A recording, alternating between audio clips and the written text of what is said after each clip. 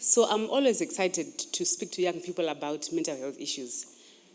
But sometimes, mental health, young people, do you think this is a relevant topic to you guys? Let's see. How many of you have lost sleep over something? Raise your hands, let's see. Okay. How about losing appetite? Okay. Okay. Have you stepped into a room and then you can't remember what you came there for?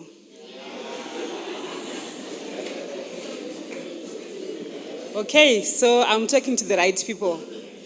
So I was presenting at a certain place, and then we went out for lunch, and we had lunch, and I remember I was sitting with one of the children at that house, the person who was hosting us, beautiful young lady. And when I went back in the afternoon to now continue with the presentation, I got up and then I said to her, "Please get my glasses."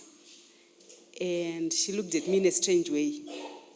And I wondered, the hostess seemed like a very good mother. I'm sure she must be well trained. She doesn't want to go back to just pick my glasses from the table. So maybe she doesn't know where they are. And I said, where we were sitting at that table. She again looked at me in a very strange way and then went. Before she came back, I don't know what happened, but I wanted to rub my eyes. And what did I see on my face? I was wearing them. So that's why she was looking very strangely at me. Yeah. So over the week, one of my sisters was sharing with me a story, very sad story, where robbers, a couple of men, broke into one of the neighbors' house because they knew that she keeps money. They had run a business, and so they knew that these people keep what? Keep lots of cash. And so they broke in and they started beating the couple, like beating them. Sadly, they didn't have the cash on that day. But the robbers couldn't believe that they did not have their cash. So they beat them so hard. It was very traumatic. Lots of blood, turned the house upside down, and still they didn't get them. So the more they couldn't get the money, the harder they beat them.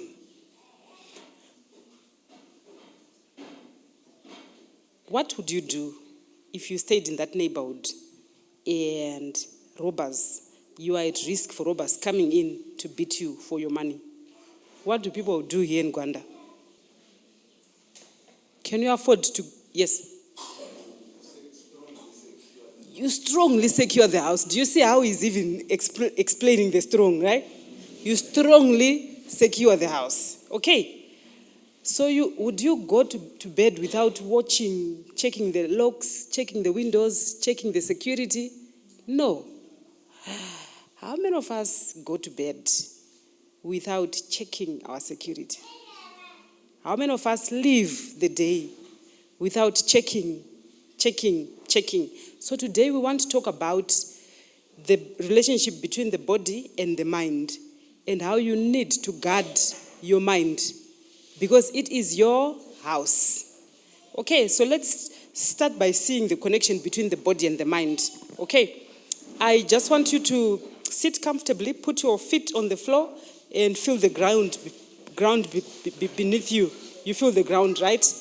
Right, and you feel your bumties on the chair, your back on the chair, if you've got a chair. Okay, I want you to close your eyes just for a short while. And close your eyes, it's going to help you to concentrate.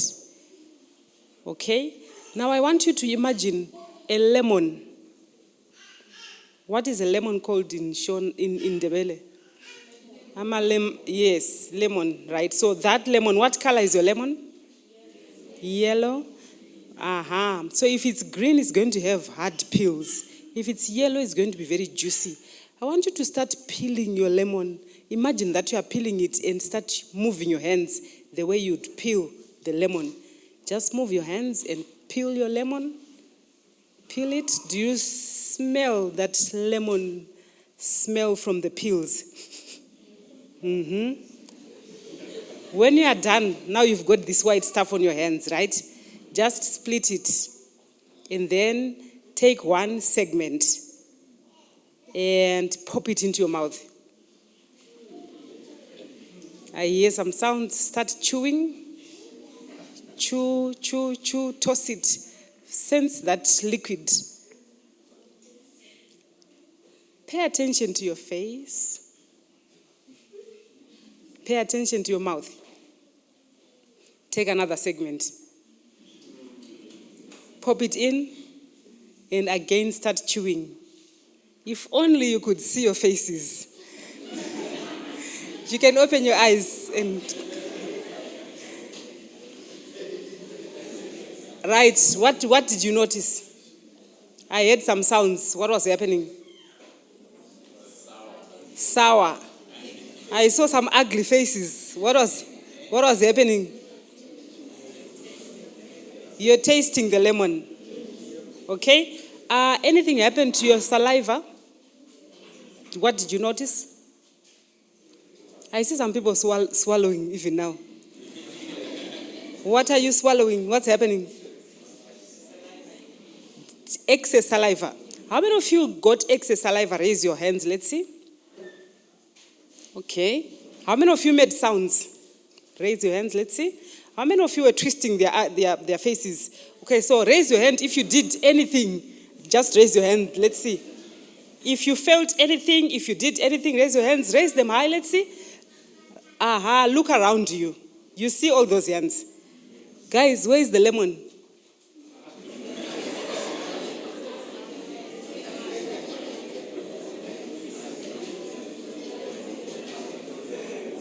So the lemon is in the mind. So this is true about the mind. Your mind does not know whether something is real or not. And whatever your mind dwells on, your body starts reacting. Does that make sense? Is there a number which, when you see it ringing, your heart can start beating faster? And your voice even changes. Right? So what we are simply learning is that our mind affects the body. And it actually affects the body in a very strange way. There was a study on the brain to see the impact of the mind on the actual brain structures. So in the UK, before the introduction of Google Maps and SatNav, before the introduction of that voice that directs you, people had to know routes by heart, right? So that study looked at taxi drivers who had driven for over 20 years, scanned the brain to see the size of the brain structure which is responsible for memory, their hippocampus. Lo and behold, people who had driven for longer years, their hippocampus had enlarged because they had to memorize. So the part of the brain which is responsible for memory, it's like it's going to the gym, right? And it becomes bigger. Does that make sense? Those who just use Google Maps, they are not even thinking, they're just listening to the voice and following. Their hippocampus was, their hippocampuses were smaller. Does that make sense? Yes. Then there are studies that show that people who abuse drugs, people who are addicted, their brain pathways become so strengthened that it's hard to leave addictions. Am I talking to someone? So whatever we do, it actually affects our bodies physically. So we say physiologically, to say even the structure of your brain changes. Does that make sense? Were you aware that even the structure of your brain changes?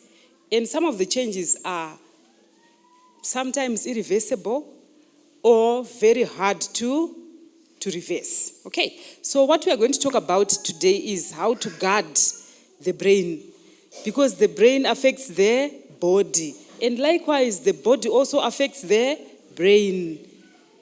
And God says your body is my temple, isn't it?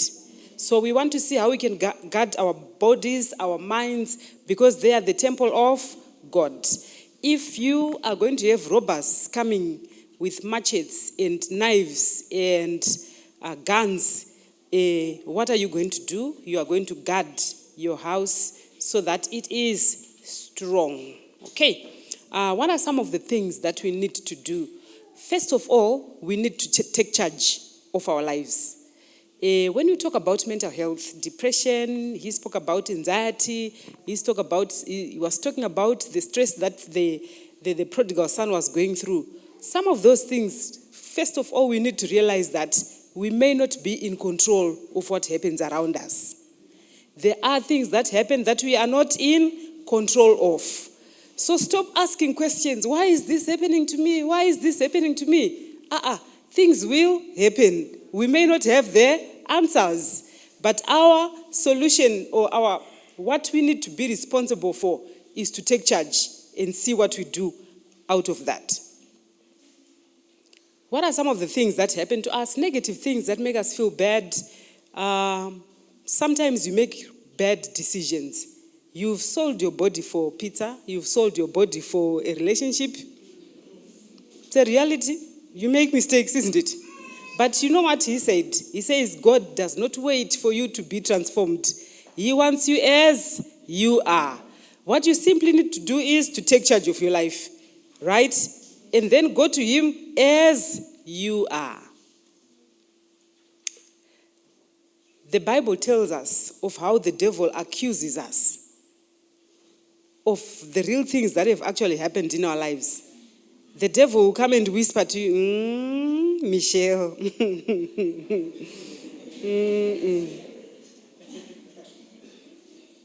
But the Bible tells us that God actually responds on your behalf and says to the devil, is this not a log that I have snatched from the fire? Does that make sense? When you have been snatched from the fire, you are going to be scarred. After burning a little bit, you are going to be black from the fire. But God is saying, Michelle is a log that I snatched from the fire. I know that she is scarred, and he even instructs that she be given a white robe and a tag that says, this is my son in whom I am well pleased. Am I talking to someone? Yes. You may have made wrong decisions. It's normal. We make wrong decisions. But the Lord is there to help us, to cleanse us from all unrighteousness. Okay? Some of the things, it's not necessarily entirely our fault. So when I grew up, people would say, oh, this one looks like her mother. Apparently, my mother is beautiful, and so I would take it to mean they are saying I am beautiful. Right? What I didn't realize is that I actually inherited everything of my mother. Hypertension, obesity, arthritis. Does that make sense?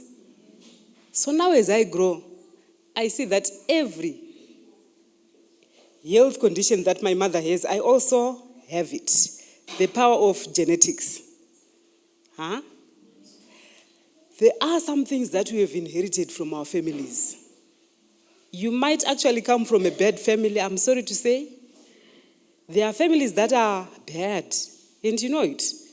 You might actually come from, so some of the children that we see, the young people that we see, are struggling with broken families, fighting families, families that are riddled with witchcraft. You are aware of those things, isn't it? Witchcraft. It is real. We are not scared of it because we are children of God. You might actually be coming from a place of poverty.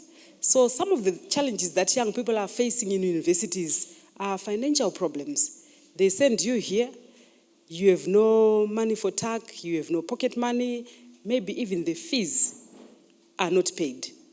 Some children will say, I get so embarrassed every time when there's a list for people to be sent home, I am on that list. So people will know that every time when the fees people are coming, you are one of the people who's going to be chased away. Are you going to sit there and say and blame your circumstances? You need to take charge of your life. It doesn't matter what kind of family you are coming from. We see so many people who have been raped, who have been abused by their relatives. Strange things are happening in this life. Fathers raping their own daughters. Relatives, uncles raping their own relatives. And sometimes people try to talk about it and parents don't understand because sometimes, in courts they don't understand, maybe they do, but they don't want to talk about it, they don't want to address it. Perhaps the person who has abused you is the one who is funding everyone in that family. He's the wealthiest, he's the powerful one, we don't know what kind of power. Sometimes it's political power, sometimes it's financial power, whatever kind of power, or maybe even witchcraft power. And so either no one believes you, or no one. So one of my, the young ladies I was working with, she says, I've tried to commit suicide 4 times, and sadly I have not succeeded. I hope one day I will manage. Because she is carrying a burden of sexual assault from very close family members, and nobody believes her.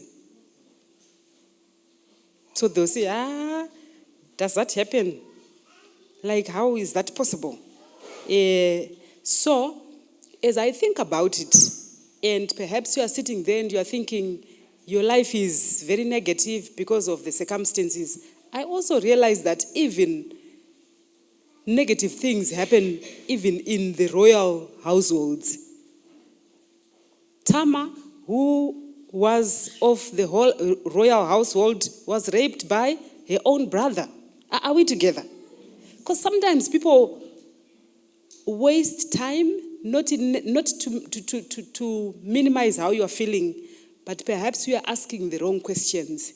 Why did this happen to me? Sometimes we don't have that answer to that question. Why it happens, we don't know.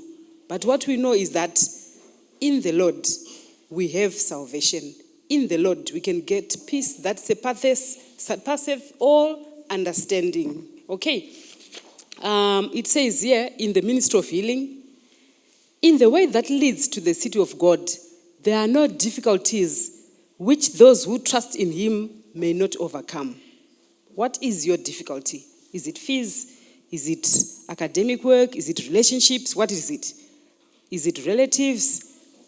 It says there are no dangers which they may not escape. There is not a sorrow, not a grievance, not a human weakness for which he has not provided a remedy.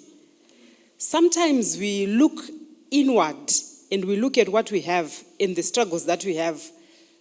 We are not designed to be able to solve those problems because we are just human. What should we do instead? We should cast it onto the Lord. Does that make sense? Casting it onto the Lord. So, number 1, negative things will happen. Negative things will happen. They happen to the poor, they happen to the rich, they happen to the smart ones, they happen to everyone. They will happen even to you. Actually, when Jesus is leaving, he says, I am not taking you out of the world. I'm leaving you in the world, but I'm going to be with you. Okay, so one of the things that you need to help to do is to strengthen your relationship with God. So that whatever is happening, you are casting. Whatever happens, you are casting.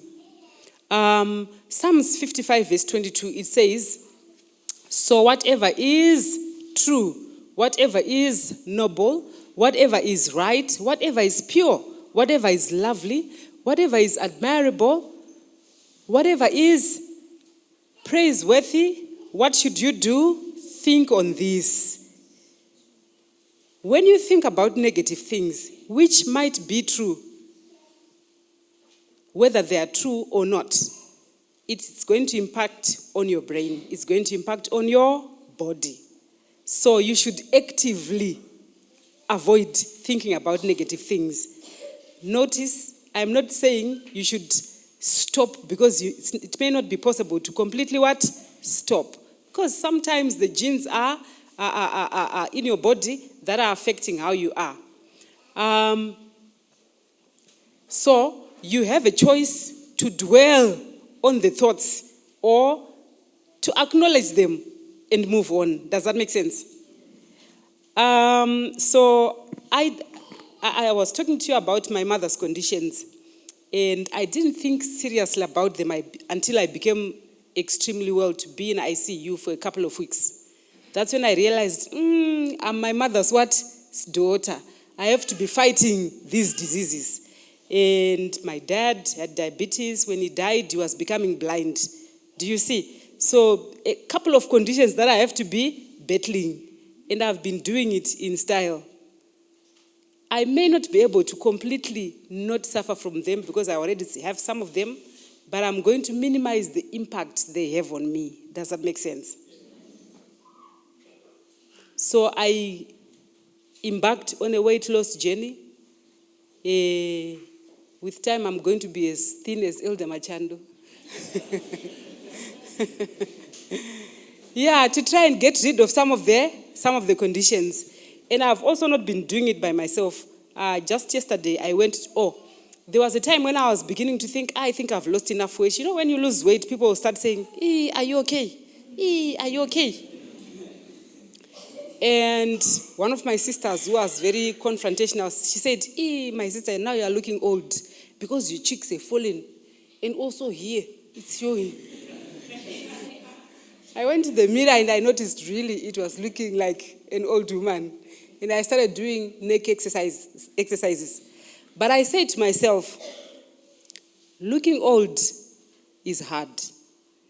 But also illness is hard. So you need to choose your hard.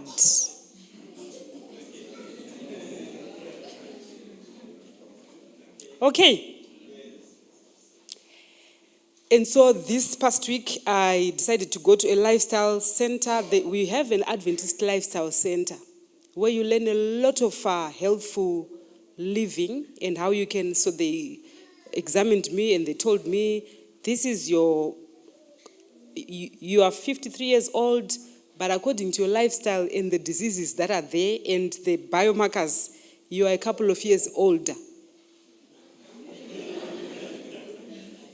Okay?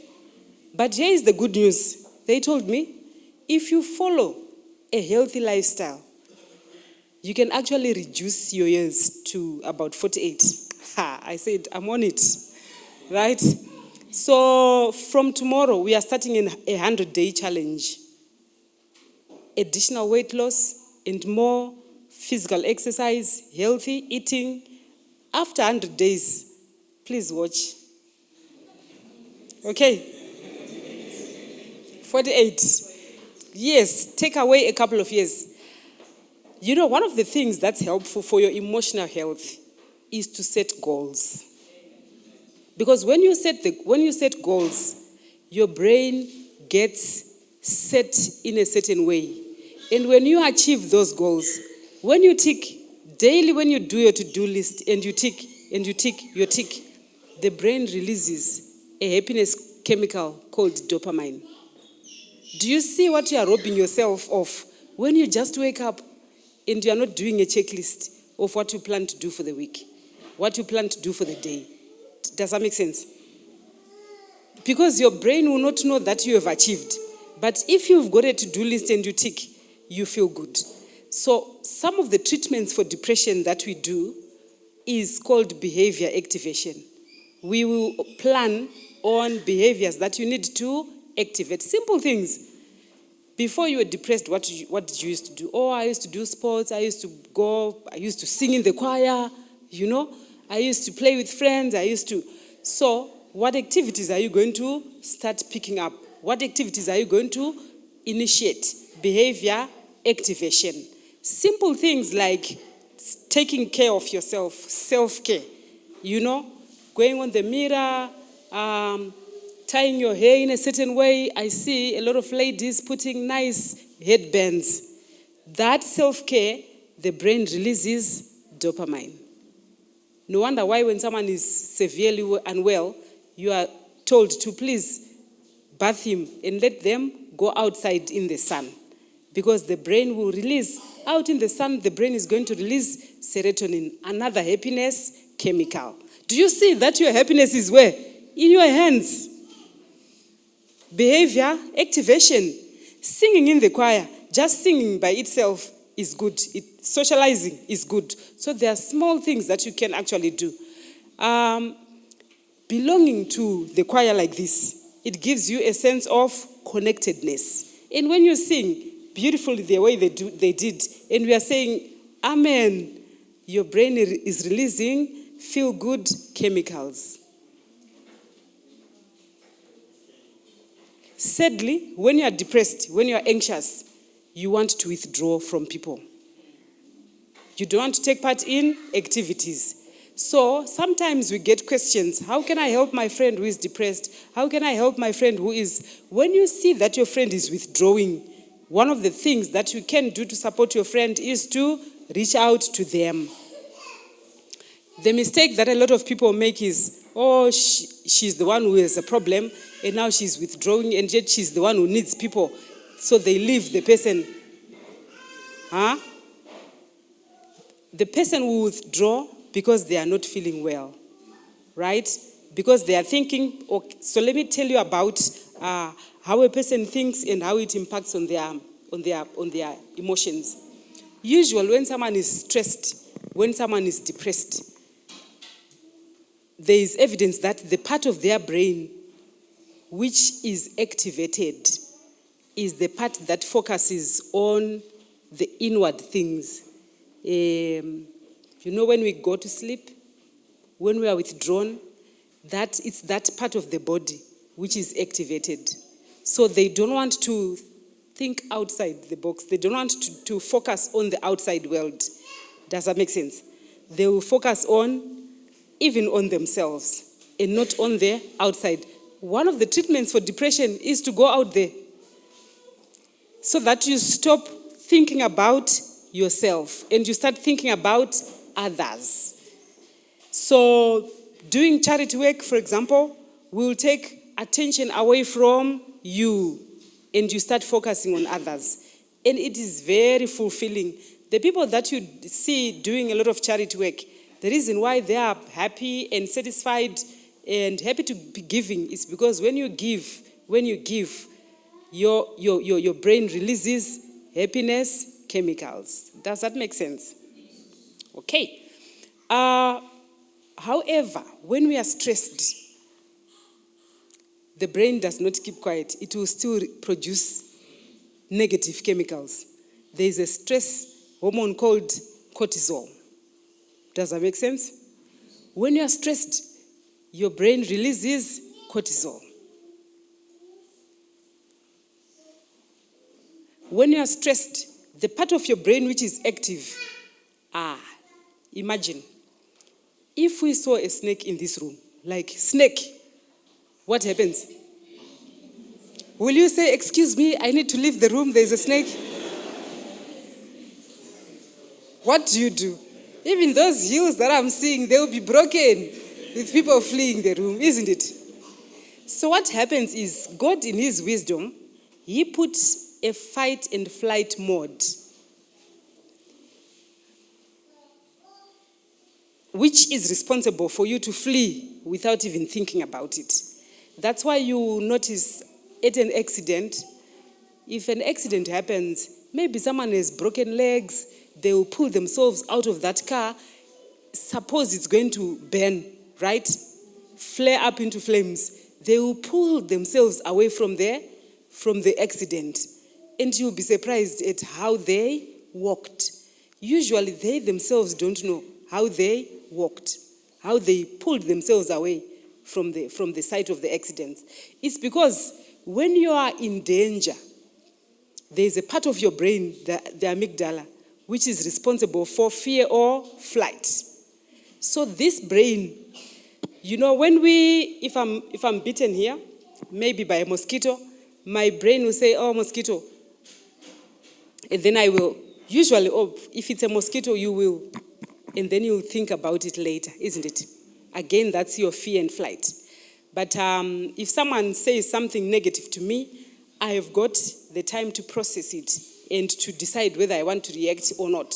Which is why I'll say, it's only that now I'm older. Otherwise, right? But fear or flight things, the brain circumvents, is that the right word? Right? That it bypasses the part of the brain which is supposed to sit down, have meetings, and say this pros and cons of this, pros and cons of that. Does that make sense? So you don't sit and say pros and cons of running away from a snake. The brain bypasses that, and you run for your life. Does that make sense?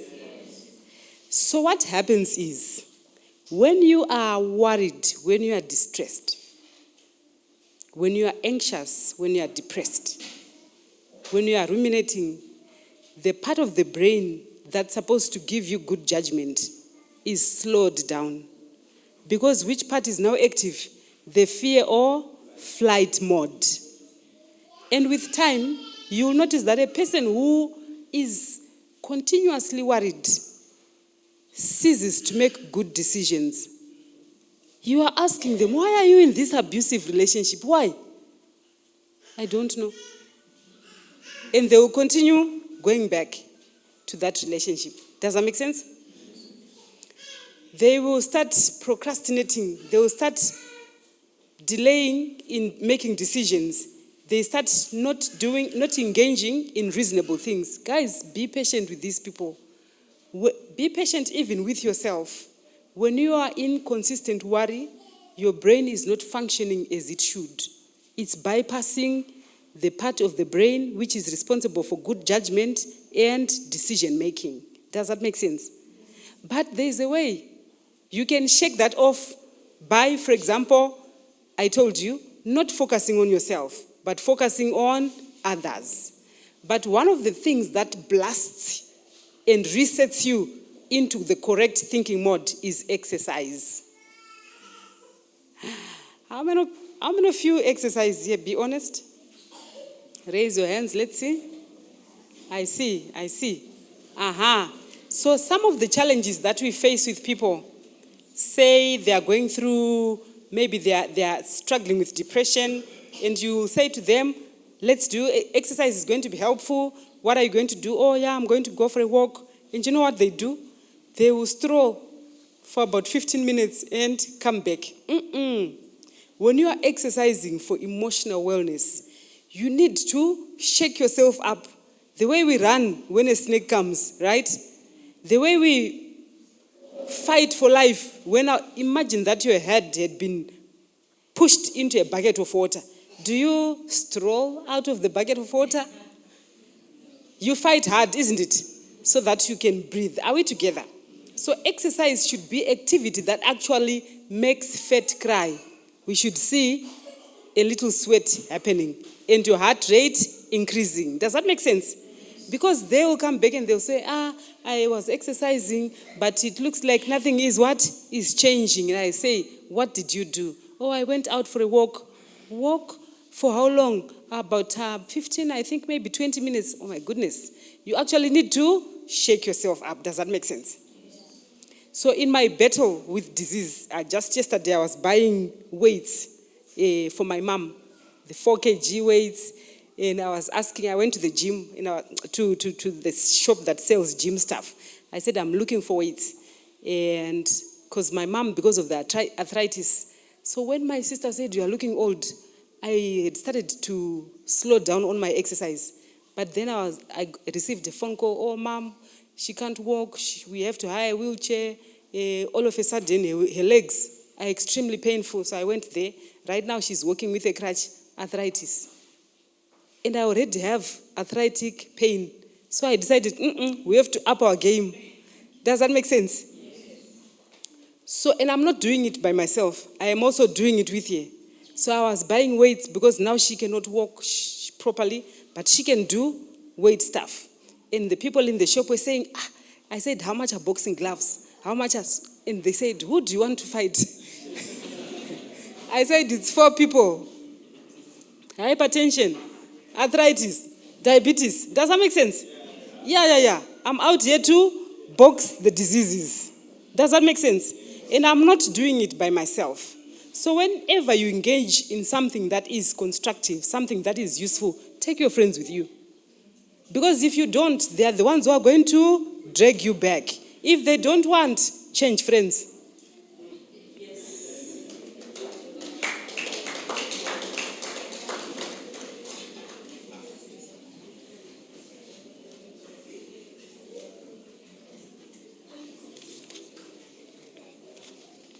So don't entertain negative things. Don't focus on negative things. Erase negative things. Romans 12, verse 12, it says, do not conform to the patterns of this world. Okay. Psalms 55:22 says, cast your burden on the Lord and he will sustain you. He will never allow you to be what? To be shaken. Do you get it? The Lord will sustain you and he will not allow you to be shaken. Instead, replace negative thinking. How do you replace negative thinking? If you remember, the Bible tells us about the person who had an evil spirit, and then the evil spirit was cast out and the house, which is the person, became clean, isn't it? But what did the person do? They left the space empty, right? What did the evil spirit do? It came back. Did it come back by itself? It actually called in others. Are we together? So you might be struggling with something, and this morning Ndiga has been telling us, if you give your life to God, He's waiting for you as you are. Don't wait to stay as you are.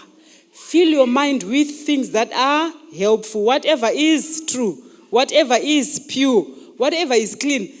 What are you spending your time watching? We are receiving a lot of sad messages from young people who are struggling with different kinds of addictions. I bumped into pornography when I was watching, when I asked for my sister's phone, or my brother's phone, or my uncle's laptop, and then I saw this and I became hooked, right? And it's affecting them so much. I didn't realize how much pornography, for example, and different kinds of addictions can affect a person. Pornography will lead to masturbation, and it leads to self-loathing. You feel bad. You know that what you are doing is terrible, and you hate yourself. When you hate yourself, you cannot focus on the outside, right? You are feeling guilty, you are feeling terrible, you are feeling dirty. And usually, sadly, people will reach out for more things that make them feel worse. Instead, replace that. If you say, a lot of people will say, I've tried stopping, I stop for a couple of weeks, and then I relapse. What you need is to start filling your mind with different things. One of the Pathfinder laws, what Pathfinder staff says, keep a song in your heart. What I've noticed amongst people who are addicted or amongst people who have problems with sexuality, they concentrate, they spend their days, they fill their hours consuming that which is harmful to them. So they know the lyrics from people who are practicing the sinful lives that they want to live. They follow those people, so their pathways become strengthened in that direction. And it's hard for you to move out. Does that make sense? Okay, so you need to make sure that you are filling yourself with that which is useful. If you are struggling with poverty, look for Bible verses that talk about your true identity. Like, what's the definition for poverty? What's the definition for richness? Is it a lot of money? No, because I remember this young lady, wearing mapata-pata, you know. We used to make donations for them regularly because they were very poor materially. But she asked to sing one day, and I remember a voice singing out loudly, "I'm a child of the King, I'm a child of the King." And she was looking it, and she believed it. She didn't need no shoes to know that she is a child of the King. Because shoes are only temporary, isn't it? Okay, so it's in knowing who you are, what your value is in God. Okay? Some of the things that you need to do, so I spoke about exercise. Some of the things you need to do is to sleep, to rest. Because rest has always been in God's plans. He created the earth and all the things that are in it, and on the seventh day, He rested. We also need to take rest as something that is important. I'm quite sure you've seen equipment, if it's not rested, it will eventually grind to a halt. And some of the rest is in sleeping, making sure that you are keeping appropriate hours of sleep, and that you are sleeping in an environment that gives you the appropriate, it gives your brain the rest that it requires. What are some of the things? Blue light, which we get from our laptops and from our phones, robs us of about 60% of the quality of sleep that we are supposed to have. So you need about an hour for your brain to shut down from your phones and your laptops. So no going to bed with your phone. When you do that, you may not know it. The way the devil lied to Eve, saying to her, "You will not die for real." Are we not dying? We are. So when you rob yourself of, you may not see the impact of social media, the impact of the gadgets on your brain. But eventually, with time, your brain will surely die. There is evidence on brain scans for people who struggle with insomnia, people who don't sleep well, how their brain slowly dies. And their function is reduced. So things like dementia, for example, it could be some genetic disposition to it, but a lot of it is actually lifestyle. So dementia, which will happen in old age, some of it you are seeding it right now by not taking care of your sleep. How can you improve good sleep? Again, you need to exercise. Does that make sense? Yeah, so there's lots of things that you can do now before you get crutches like my mother. Okay. We may not be able to go back to young ages like you, but you are already young, and you've got the capacity to improve the quality of your life.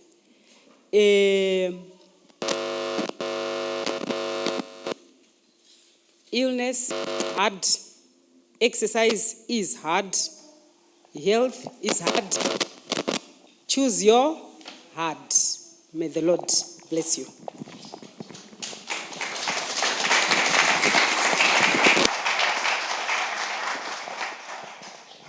A big round of applause, please, for Dr. D. Maybe before you leave the podium, ma'am, I may have a question. So you were speaking about the pathways that are created in the brain because of the behaviors that we do.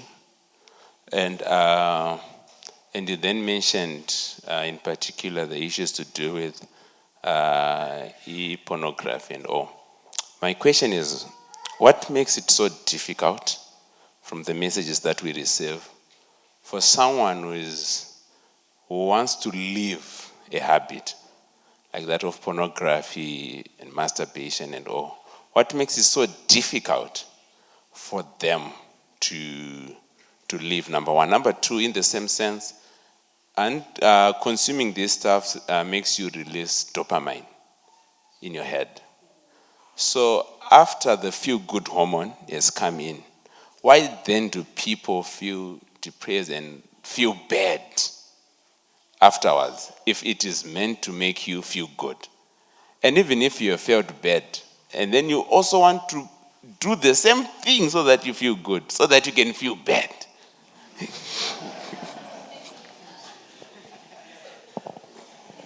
Okay, so let me try to illustrate this.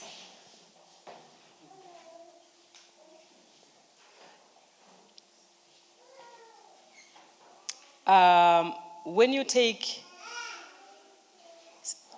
you do positive things, when you bath, when you give compliments, when you hug, when you exercise, the brain releases dopamine, right? Real life issues, real people are real. We get a certain level of dopamine. But things that are artificial, things that are not real, when you take a picture and then what do you do it? You filter it. It looks perfect, isn't it? Right? When you watch movies and maybe they are playing maybe Maya Zuka being cruel to a child, you actually you become emotional, isn't it? And you might even cry. But so the brain does not know what is real and what is not real. And fake things give you huge amounts of dopamine. But it is not sustainable. Does that make sense? Because it's not real. Which is why if someone is watching pornography, this is how the journey starts. You watch a bit and you are shocked, isn't it? And then you will watch a bit. And then what usually then happens, you become used to it. And what do? You want to see even more hard things, hardcore pornography. So you move from, to extremely harder things because that excitement is not sustainable. So if it's drugs, for example, food might give you 100 units of dopamine. Exercise might give you 150 units of dopamine. When you do drugs, they will give you 1,500 units of dopamine. So the excitement shoots, right? But guess what? The brain is shaken. And when the excitement comes down, it will not take you to where you were. It will take you lower. That's why you cannot survive the addictions. Because your brain says, no, we are low. We need to get up. Does that make sense? And so you will take another drug or you watch another video of pornography and you will go up, but when you become used to the pornography, you are no longer going as high, right? And that's why you will search for something which will give you higher. Or you will watch more and more, and because the brain says, no, it was nice out there. Let's go back. Does that make sense? That's why you will want to go up. So this concept is very similar to a lot of negative things that we do. What is nicer? Ice cream, Lay's, and sadza. Ice cream and Lay's, isn't it? Isn't it? And fizzy drinks, isn't it? And chocolate, are we together? But when you eat real sadza and vegetables, it's not as good. But can you live on ice cream and Lay's? Can you live on chocolate? So that's what happens. But you just want more of it. You want more of it. And it's hard to stop. Which is why you need to choose your heart. Does that make sense? So to stop it is hard. And for some addictions, you actually need to go through proper treatment so that your brain starts to realign, starts to rewire, starts to learn to enjoy certain things. And it's possible. It's very possible. for you to start enjoying certain things again, but it's hard. That's why people then don't make enough effort to stop, because it is hard. So being hard is a fact. And that's why we say you have to be shaking it as if your bucket is in water and you are fighting for your life. It's possible. And again, when the brain gets wired, particularly, did you know that your brain starts growing from the moment, from inception in the womb, right? Your brain begins to develop. Actually, the brain is the bigger part of the body when you are young. But did you know that your body does not stop growing until the age of about 25-ish, right? So as you are growing in adolescence, etc., your brain is still developing. You know, the Bible says train up a child. Why? It's because God knew that we need to establish the right pathways. Because he says when the person grows, they will never depart from it.